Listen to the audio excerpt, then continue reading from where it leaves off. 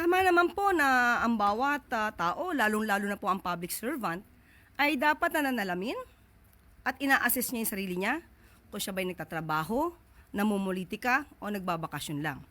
Ang Pangulong Marcos Jr., alam po niya ang direksyon niya.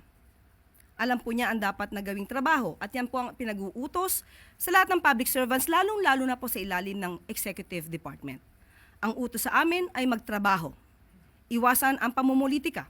Siguro po mas magandang ma-review po niya yung kanyang mga sinabi. Tandaan po natin, nung inilunsad po yung 20 pesos na bigas, yung po ba ay pag-atake sa Vice Presidente? Pero inatake niya po ang proyektong ito ng Pangulo na 20 pesos na bigas. At marami pa pong sinabi ang Vice Presidente na hindi naman po issue ng Pangulo at ng gobyerno. Sa ngayon po ba ay nasaan si VP Sara or si Pangulong, si Vice Presidente nung yan ay sinabi niya? Nasaan po ba siya ngayon? The Hague. Okay, at ang ating pagkakaalam hanggang kailan po siya doon? Hanggang July 23. So, yun lamang po.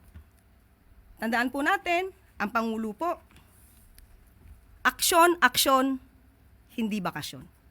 Just a quick comment lamang po dun sa naging pahayag ni Vice President Sara Duterte sa The Hague. She mentioned na nakausap daw niya si FPRRD and meron daw quote-unquote last wish na binigay sa kanya, saying na wag na daw iuwi yung kanyang katawan sa Pilipinas, ipakremate na lang daw siya doon at yung ashes na lang ang iuwi. Would you like to comment on that, Yusek? Family matters po yan at pampamilyang usapin. So, sa kanila pong desisyon yan.